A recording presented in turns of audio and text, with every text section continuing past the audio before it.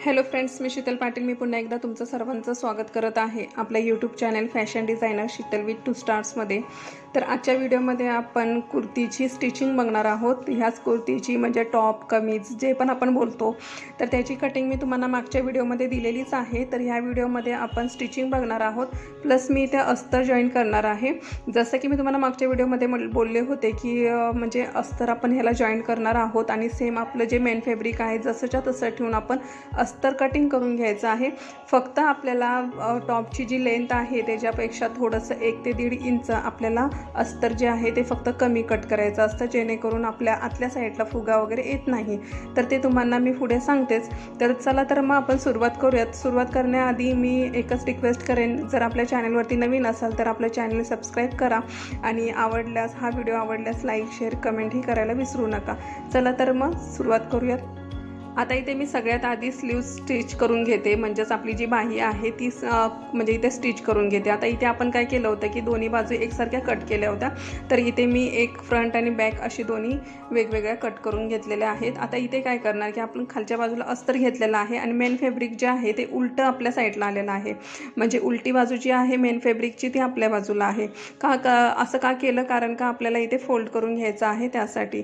तर इथे मी ह्या पद्धतीने फोल्ड करून घेते, म्हणजे काय होणार की जी सरळ बाजू आहे ती आपल्या बाजूला येणार. आणि इथे आपण दाब स्टिच मारून घ्यायचे आहे. तुम्हाला जर पायपिंग वगैरे करायची असेल तर करू शकता, आणि किंवा लेस वगैरे काही लावायची असेल तर त्याला शोभेल अशी, टॉपला शोभेल अशी लेस पण लावू शकताय. तर इथे आपण व्यवस्थित अशी इथे दाब स्टिच करून घ्यायची आहे.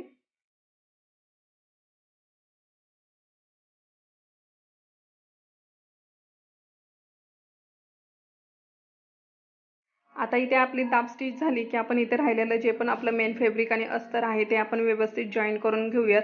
काळजी घ्या की आपली कुठे चून वगैरे पडली नाही पाहिजे किंवा फुगा आला नाही पाहिजे, कारण की स्लीव्ह जॉईन करताना भरपूर वेळा असे प्रॉब्लेम होत असतात. तर त्यामुळे थोडीशी काळजी घ्यायची. तर इथे आपण व्यवस्थित असं मस्तपैकी आपण स्लीव्ह जॉईन करून घेणार आहोत. जे पण धागे एक्स्ट्रा क्लॉथ असेल तो आपण इथे कट करून घ्यायचा आहे.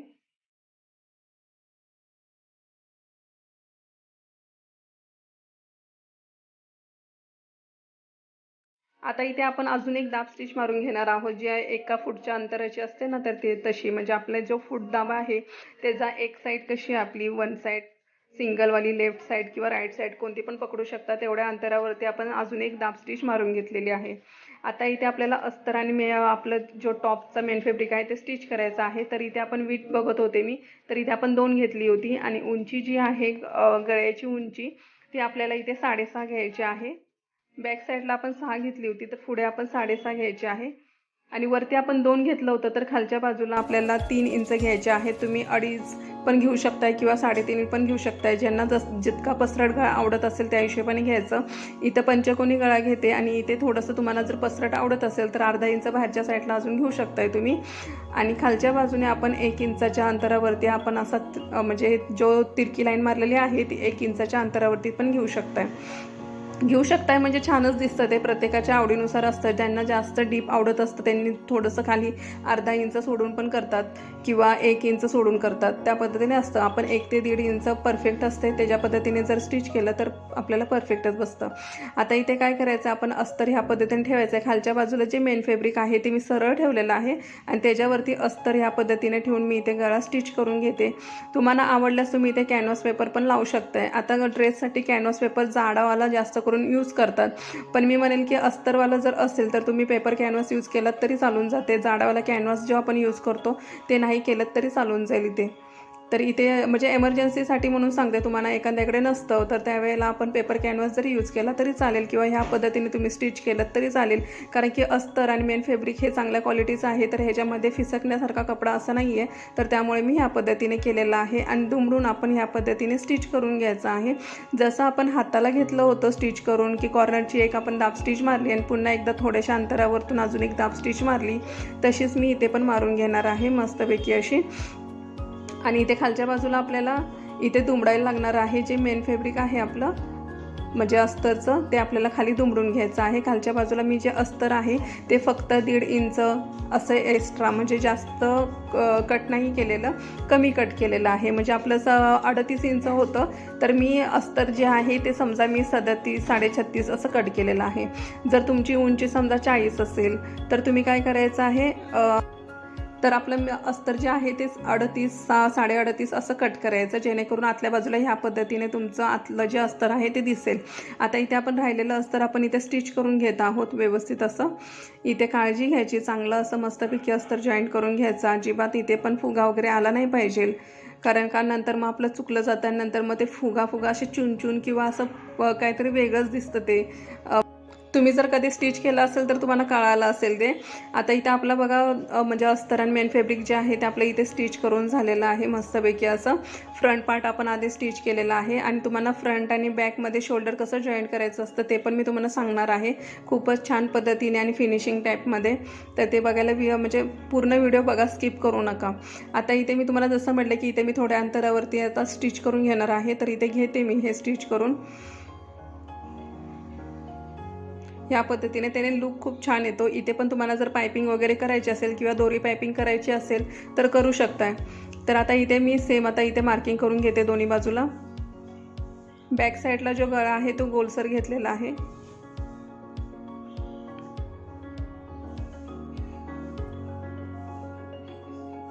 आता इथे पण आपण सेम करायचं आहे। खालच्या बाजूला मेन म्हणजे जे आपलं अस्तर आहे मेन अस्तर ते घेतलेलं आहे आणि वरच्या बाजूला जे मेन फॅब्रिक आहे ते उलट्या बाजूने घेतलेलं आहे। उलटी बाजू जी आहे ती आपल्या बाजूला आहे, कारण की दुमडल्यानंतर मग ती सरळ बाजू आपली खालच्या बाजूला म्हणजे सरळ येईल आपल्या बाजूला। आता इथे पण आपण स्टिच करून घेतलं की आपण इथे कट करून घेऊयात आणि छोटे छोटे कट्स मारूयात आपण इथे आणि दुमडून घेऊयात। आता ही सरळ बाजू आपल्या बाजूला आली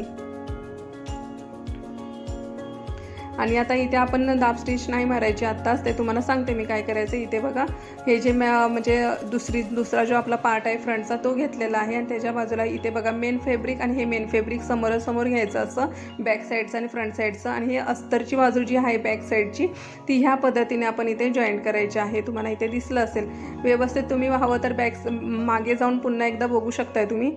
इथे आपण ह्या पद्धतीने जॉईंट करायचं आहे। इथे अर्ध्या इंचाच्या अंतरावरती मी स्टिच करते शोल्डर, जेणेकरून आता इथे लॉक होईल आपलं। सेम तुम्ही कॅनव्हास जरी वापरलात तरी सेम हीच प्रोसेस करायची आहे आपल्याला। तिथे फक्त आपल्याला जी कॅनव्हास पट्टी आपण लावतो ती आपल्याला दुमडायची आहे या पद्धतीने। जसं मी इथं अस्तर आतल्या बाजूला दुमडले तसं तुम्ही कॅनव्हास पट्टी दुमडायची। आता इथे बघा सरळ केल्यानंतर इथे खूप छान असा लुक आलेला आहे, मस्त दिसतं। आतल्या बाजूने पण फिनिशिंग छान दिसते आणि बाहेरच्या बाजूने पण दिसायला छान दिसतं, जिथे गळ्याच्या बाजूला आपण जॉईंट केले त्या साईडला। आता इथे दाब स्टिच घेते, जरी नाही दाब स्टिच घेतली तरी चालून जाईल, पण मी एकदा सेफ्टीसाठी फक्त आपली दाब स्टिच घेतलेली आहे, कारण की एकांबर जर उसवी झाली तर ते बरोबर नाही, तर त्यासाठी मी थोडंसं घेतलेलं आहे। कॅनव्हास लावल्यानंतर आतल्या साईडला आपण दुमडून तिथे आपण हेमिंग वगैरे करू शकतो, तर ह्याला तसं नाही आहे, म्हणून दाब स्टिच आपल्याला कंपल्सरी इथे थोडीशी मारलीच पाहिजे, किंवा पायपिंग वगैरे जरी केली तरी काही हरकत नाही। आता इथे का आपण पुन्हा एकदा जे पण राहिलेलं अस्तर आहे ते आपण इथे जॉईंट करून घ्यायचं आहे।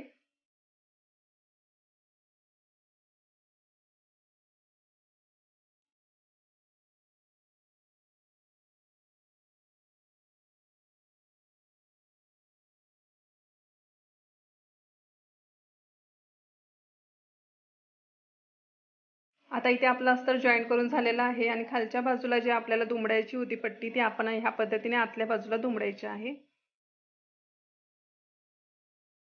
या पद्धतीने आपण दुमडून घ्यायची। आता हे झालेलं आहे आपलं। आता आपण काय करूया, स्लीव्ज जॉईंट करून घेऊया। इथे सेंटर पासून व्यवस्थित मी चेक करते स्लीव्ज आपले कितपर्यंत येत आहेत ते, आणि तिथून आपण स्टार्ट करायचं आहे। जितका कपडा आपला ह्या साईडला राहतो तितकाच कपडा आपल्या विरुद्ध साईडला पण राहायला पाहिजे। मी नेहमी सांगत असते तुम्हाला की आपण म्हणजे जरी सेंटरपासून तुम्ही सुरुवात नाही केली तर आपण असं म्हणजे सुरुवातीपासून सुरुवात केली तर आपण जितका कपडा राहत असतो ना त्या साईडला तितकाच इथे पण राहायला पाहिजे। तुमचा 1 सेंटीमीटर तिकडे राहत असेल तर इथे पण 1 सेंटीमीटर राहायला पाहिजे, तिकडे अर्धा इंच पावणा इंच जितका पण राहत असेल तितकाच तिथे पण राहायला पाहिजे। जर तसं नाही झालं, कमी जास्त झालं, तर आपली स्लीव्ज जी आहे म्हणजे बाही जी आहे ती आपली फिरती होईल आणि काहीतरी म्हणजे चून टाईपमध्ये दिसेल आपल्या काखेमध्ये किंवा शोल्डरच्या साईडला चून पडल्यासारख्या दिसतील, फिरती दिसणार. तर त्यामुळे आपल्याला ही काळजी घ्यायची व्यवस्थित. तर इथे आपण दोन्ही पण स्लीव्ज इथे जॉईंट करून घेतलेले आहेत आता. आणि आपण कोणत्याही प्रकारचा म्हणजे कपडा जेव्हा स्टिच करत असतो तर त्यावेळेला आपली फिनिशिंग जी आहे ती एक नंबरच पाहिजे. घाई करायची नाही, व्यवस्थित आपण म्हणजे आरामशीर जरा असं म्हणजे असं स्टिच करायचं. जितकं म्हणजे आपण आपली एक कला असते, ती आपली कला व्यवस्थित अशी कस्टमरला दिसलीच पाहिजे, ती फिनिशिंग वगैरे चांगली दिसली पाहिजे. तर त्या पद्धतीने आपण छानपैकी असं म्हणजे स्टिचिंग करायची. कुठे धागे वगैरे राहिले नाही पाहिजे, कुठे एक्स्ट्रा कपडा आहे तो पण राहिला नाही पाहिजे. एकदम छान असं म्हणजे स्टिच करा, म्हणजे तुमचं म्हणजे जरी कुठे काही चुकलेलं असेल तरी त्याच्यामध्ये तुमचं दडून जातं. कारण का तुमची फिनिशिंगच एवढी छान असते की त्याच्यामध्ये जिथं काय तुमचं एखादा पॉईंट चुकीचा आलेला असतो तो पण तिथे दिसून येत नाही, कस्टमर मॅनेज करून घेतं. तर तुम्ही तिथे फिनिशिंग जी आहे ती तुम्ही मस्तपैकी करा. आता इथे आपण स्लीवचा अर्धा घ्यायचा आहे. जे पण आपली स्लीव्ज आहे त्याचा अर्धा भाग इथे घ्यायचा. आर्महोलचा अर्धा घ्यायचा. आर्महोल राऊंड जर तुम्ही घेतला असेल तर घ्यायचाच, मी तर म्हणेल ड्रेसमध्ये तुम्ही घ्याच आर्महोल राऊंड आणि त्याचा अर्धा घ्या.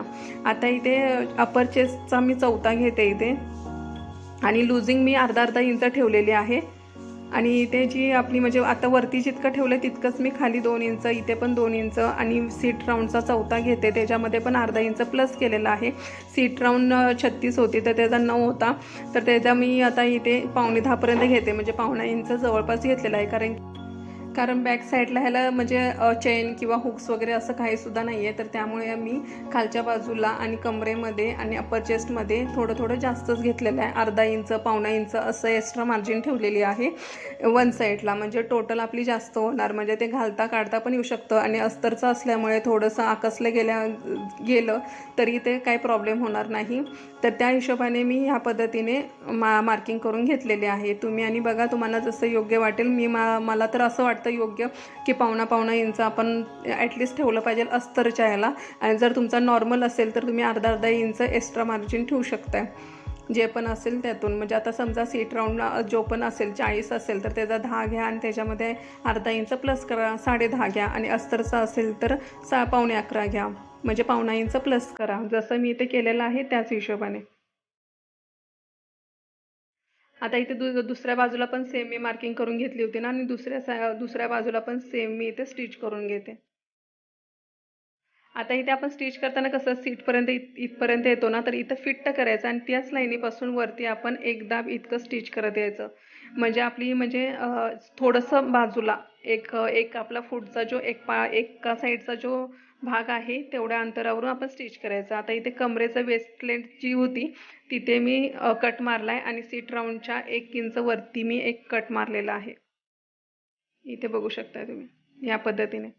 तिथे काय होणार की कट मारल्यामुळे काय होतं की आपल्याला तिथे जास्त असं म्हणजे त्रास होणार नाही, असं खेचल्यासारखं वाटणार नाही. तर इथे थोडीशी फिनिशिंग येण्यासाठी सरळ केलेलं आहे. धागे वगैरे जे पण असेल ते कट केलेले आहेत. आता इथे आपल्याला प्लेट म्हणजे दुमडून घ्यायचं आहे या पद्धतीने. इथे अर्धा इंचाचं असं दुमडून घ्यायचं आपण, आणि सेमच आलं पाहिजे आपलं. तुम्हाला आता कळालं असेल इथे की मी कटिंगमध्ये जे इथे थोडंसंच घेतलं होतं, दीड इंचापेक्षा पण कमी ठेवलेलं इथे. म्हणजे जे आपल्या सीट राऊंडमध्ये असतो भाग तो 1.5 इंचापेक्षा पण कमी ठेवला होता. तो ह्याच्यासाठी ठेवला होता कारण की आपल्याला दुमडून इथे व्यवस्थित हा जो भाग आहे आपल्याला परफेक्ट असा दुमडता यावा त्यासाठी. तर इथे बघा ह्या पद्धतीने इथे मी दुमडून घेतलं, आणि इथूनच हा जो कोन असतो आपला कोपऱ्यातला तो परफेक्ट असा आला पाहिजे.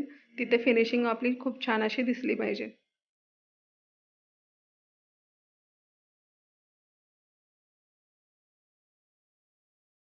इथे धागा तुटला होता तर त्यामुळे मी पुन्हा तिथे स्टिच केलं होतं. आता इथे कॉर्नरला पण मी एक स्टिच मारून घेतलेली आहे. तर इथे बघा आपली मस्तपैकी अशी इथे झालेली आहे.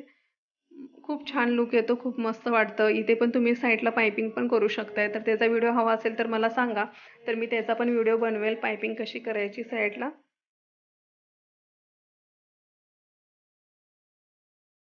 तर इथे या पद्धतीने आपण दुमडून घ्यायचा. इथे स्क्वेअरमध्ये व्यवस्थित आला पाहिजे इथे कोन.